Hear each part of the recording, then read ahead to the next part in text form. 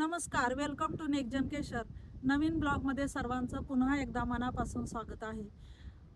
आधुनिक मध्ये शेती करायचं म्हटलं तर नवीन तंत्रज्ञानात आणि आधुनिक पद्धतीने लागवड यामध्ये नक्कीच आपल्याला थोडासा बदल करावा लागणार आहे. आपली पहिली जी बाग होती केशर आंब्याची, ती 12x8 या अंतराची होती. तर त्यामध्ये आपल्याला खूपच छान अनुभव आला होता आणि उत्पादनामध्ये पण चांगला सपोर्ट त्या बागेने केला होता. तरी पण आपल्याला असं वाटतं की जर आपल्याला क्षेत्र कमी असेल तर आपण कमी क्षेत्रामध्ये जास्त उत्पादन कसं घ्यावं, यासाठी आम्ही सघन पद्धतीने आमच्या या क्षेत्रामध्ये पुन्हा एकदा केशर आंब्याची लागवड करणार आहोत. सघन पद्धतीने म्हटलं तर आधीच अगदी 12x3 वगैरे असं अंतर येतं, पण ते अगदीच दाट पद्धतीने आम्ही लागवड करणार नाही आहोत.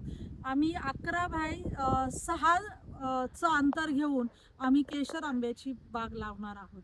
ओळीमधलं अंतर आपलं 11 फूट असणार आहे आणि झाडांमधलं अंतर जे आहे ते आपलं 6 फुटाचं असणार आहे.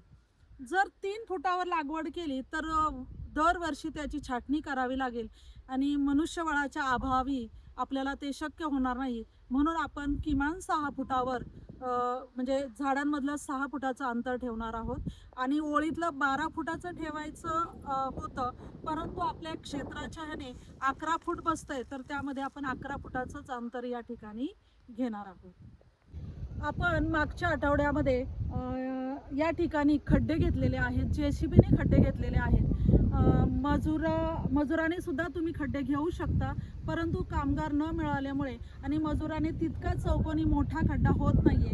हा जो खड्डा आहे आपण 2.5x2चा घेतलेला आहे आणि JCBने खड्डा घ्यायचा, खोल मोठा खड्डा घ्यायचा की जेणेकरून झाड लावल्यानंतर त्याची जी मुळं आहेत किंवा खोड जे आहे वाऱ्याने एका बाजूला कलू नये. जे खड्डे 8 दिवसापूर्वी घेतलेले होते त्याला थोडंसं वाळून दिलेलं आहे उन्हाने, म्हणजे आतले जे कीटक वगैरे जे पण काही असेल ते मरून जातील.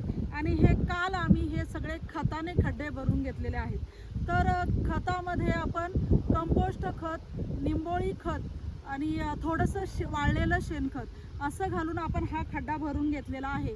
आणि ज्या ज्या ठिकाणी खड्डे भरून झालेत तर ते नंतर आपल्याला कसे ओळखता येईल त्यासाठी आम्ही अशी छोटी काठी वगैरे रवून ठेवलेली आहेत, की जेणेकरून त्या ठिकाणी आपल्याला झाडे लावता येतील. साधारण एका खड्ड्यामध्ये आपण 1 किलो कंपोस्ट खत, 1 किलो निंबोळी खत आणि 50 ग्रॅम वगैरे लिजेंड अल्ट्रा, की जेणेकरून हुमणी वगैरे खाली लागू नये किंवा बुरशी कीड वगैरे काही लगेच रोपांच्या खोडाला लागू नये म्हणून आपण टाकलेलं आहे. आणि रोपांची वाढ जी आहे ती सुरुवातीलाच मुळांची वाढ जोमाने होण्यासाठी आपण याच्यामध्ये खड्डा जो आहे तो खताने भरून घेतलेला आहे. तर 12x8चं जे अंतर घेतलं होतं त्याच्यामध्ये एकरामध्ये साधारण 450 वगैरे झाडं लागतात, म्हणजे कमी झाडं लागतात. आणि सघन पद्धतीने जे आहे तर झाडांची संख्या त्याच्यामध्ये जास्त बसते, म्हणजे एकरामध्ये 750-800 वगैरे झाडं बसतात. आमचा प्लॉट जो आहे हा 11 गुंठ्याचा आहे, तर याच्यामध्ये जवळजवळ 250 झाडं या ठिकाणी बसणार आहे. म्हणजे तो एक बेनिफिट आपल्याला आहे, फायदा आहे की कमी जागेमध्ये आपण दुप्पट उत्पादन घेऊ शकतो.